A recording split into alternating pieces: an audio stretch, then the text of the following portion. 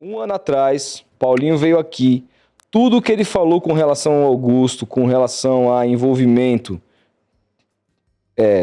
possível envolvimento com crime organizado, com pessoas que, né, Tudo que estava acontecendo nos bastidores do Corinthians. E no momento que o Augusto Melo era condecorado pela mídia alvinegra por aí, isso era recebido nos podcasts com a maior pompa. Essas mesmas pessoas que acusavam o Paulinho de estar mentindo, hoje se afastaram do Augusto, né?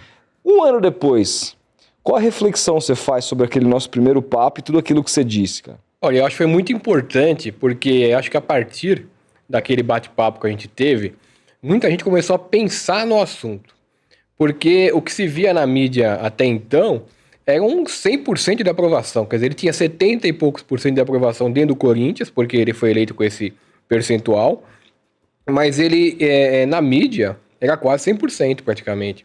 Todo mundo achava... Porque como ele era muito mentiroso, ele era um mentiroso convincente, a ponto de ser mitômano, ele tinha um discurso que ele decorou, tinha boa memória. Então ele falava sempre a mesma coisa, inclusive das pessoas que eventualmente citavam algum desvio de conduta dele, né? Mas o que se viu agora, comprovado, não só pela polícia, como também pelo Ministério Público, e agora aceito pelo Judiciário, é que o Augusto Melo, ele formou uma quadrilha dentro do Corinthians com o objetivo de furtar dinheiro do Corinthians. Por isso ele está sendo processado por lavagem de dinheiro, associação criminosa e furto qualificado com 2 qualificantes. Então, é isso que aconteceu no Corinthians. E tentativa de enriquecimento através do clube, eu li também sobre isso. Exatamente. E para executar essa operação, o Augusto Melo, já há algum tempo, ele tinha se associado, segundo diz o inquérito policial, a pessoas do crime organizado. Entre os quais o pessoal do Água Santa, que também está citado no inquérito, e o pessoal de uma empresa chamada UJ Futebol Talent. Eu acho que é um J Futebol, não sei se tem o Talent, mas que é uma empresa que foi citada por aquele rapaz que foi assassinado no aeroporto, que todo mundo viu que era do coisa. Ele foi citado na delação desse cara, essa empresa. Essa empresa já negociava com Augusto Melo desde o período do Barbarense. Isso comprovado, isso eu comprovei. Eu não sei se não negociava antes. Eu não sei. O Augusto já mexia com o jogador na base do Corinthians. Mas desde o período do Barbarense é certeza absoluta. Essa empresa, que foi o destino final do dinheiro do Corinthians, ela tinha nos seus quadros percentuais do Matheus Araújo, do Murilo, que hoje está na Inglaterra, e do Juan, que está no São Paulo. Era esses os jogadores comprovadamente pertencentes, pelo menos em percentual, ao J Futebol Talent. E por que o Augusto Melo, em vez de pegar o dinheiro e colocar no bolso dele, por que ele mandou o dinheiro para o J Futebol Talent? Porque o Augusto Melo estava devendo para eles do financiamento de campanha. O Augusto Melo fez uma campanha bancada por gente ligada ao crime organizado. Está no relatório da polícia. Bancada por gente do crime organizado. E ele, quando viu que ia cair 25 milhões na conta dele, provavelmente, através do Cassundé, ele pensou, quer saber de uma coisa? Eu vou eliminar logo essa dívida, porque você dever para esse tipo de gente não é lá muito bom. E ele mandou pagar primeiro os caras para depois pegar o dinheiro, só que não deu tempo. Não deu tempo porque ele foi descoberto, né? Foi descoberto, o negócio virou inquérito e ele acabou sendo empichado do Corinthians pelo Conselho Deliberativo. Dia 9 agora vai ter a Assembleia Geral para ratificar o afastamento dele. Você acredita que ele não tem a mínima chance de voltar ao cargo de ser presidente ou não? Não tem a mínima chance. Ele teria chance se não tivesse ocorrido o indiciamento policial. Porque dentro do Corinthians, o sistema é diferente do que acontece na torcida. Dentro do Corinthians, nem todo mundo que está sócio do Corinthians é corintiano. Às vezes o cara que está lá dentro é o que mora lá perto. Do Tatuapé frequenta o clube. Isso acontece em outros clubes. Isso, né? Entendeu? Então, a maioria não tá nem aí pro futebol. Os caras estão aí, eles querem ficar tomando a cerveja deles, jogar a bocha deles, a peteca deles. E lá dentro, existe um sistema que é terrível no Corinthians há muitos anos, que é o de compra de voto.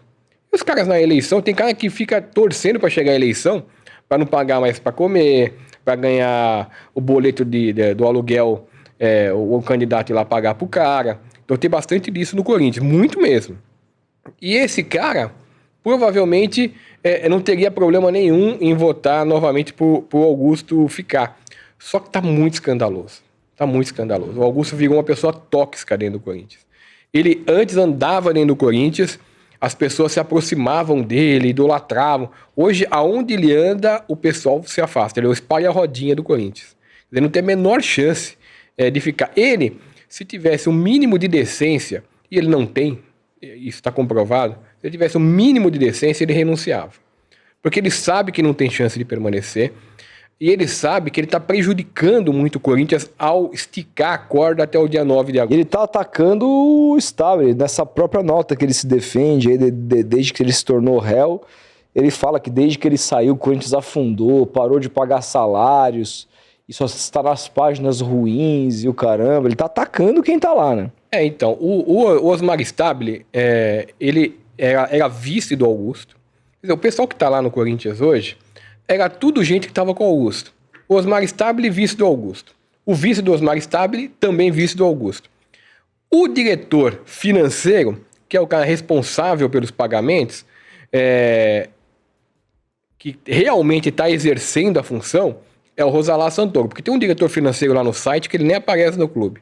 É o Emerson Piovesan. Isso daí puseram lá, porque o Rosalá Santoro não pode ser oficialmente o diretor financeiro, porque tem que ter uma janela. Depois que você foi diretor, você não pode voltar a ser.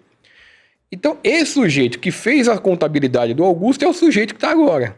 Entendeu? A diferença da gestão do Augusto para do Osmar, de não conseguir pagar salário, é que o Augusto pegava dinheiro com gente do crime para pagar. Então, estava faltando dinheiro, os caras iam lá e davam dinheiro para ele. Só você vê empréstimo do tal do Igor, que é ligado ao pessoal da base de agente jogador. Então, toda vez que o Augusto precisava de dinheiro, ele recorria ao crime organizado. O Osmar não pode fazer isso. O Osmar tem que ir no banco. E no banco é mais difícil, né? Os caras pedem garantia, pedem... Então, ele estava mantendo o time com o dinheiro do crime organizado. E essa situação toda com aquela janela do ano passado, Carrídeos, tudo isso foi mantido. O dinheiro que entrava no Corinthians era do crime organizado. Era do crime organizado. Que é o dinheiro que o Augusto tem que devolver.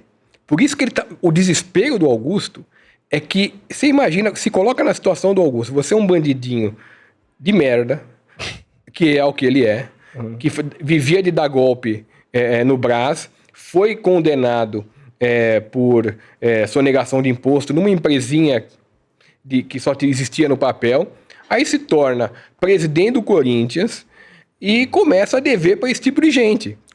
Ele virou um instrumento desse tipo de gente para lavar dinheiro. Virou um instrumento. Isso está tudo no inquérito da polícia. Está tudo no relatório.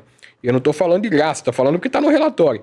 Então, segundo o relatório, o Augusto é um bandidinho que foi usado por essa gente para poder girar o dinheiro do crime organizado. Agora, você imagina a situação do Augusto. Pegou dinheiro na campanha. Pegou dinheiro durante a gestão dele no Corinthians. Ele tem que devolver esse dinheiro. Como ele vai devolver se ele não tiver no cargo? Quer dizer, e ele, saindo do cargo do Corinthians, ele ainda vai ter que responder esse inquérito, que ele corre grande risco de prisão, porque ele já tinha sido condenado anteriormente por outro crime, ele corre grande risco de prisão. Então, a situação dele, inclusive, eu imagino, a questão física dele, das pessoas, de repente, quererem fazer alguma coisa com ele, gente que estava com ele, não é descartado.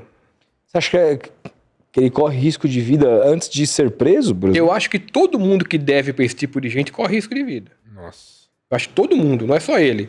Qualquer pessoa que faz negócio com o crime organizado, se ficar devendo para o crime organizado, corre risco de vida. Por isso que eu não descarto, não desejo, não quero que aconteça.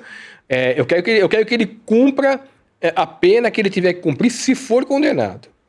Então, que ele pague o que tiver que pagar. Se ele não dever nada, ele vai ter que provar que ele não deve nada. Então, tá bom, ele não paga nada. Mas se for comprovado tudo que está no inquérito, tudo que está na denúncia e ele for condenado, que ele pague preso. O resto eu não quero que aconteça de jeito nenhum, até porque eu não sou da índole dele. Então não quero realmente que aconteça nada com ele fora isso.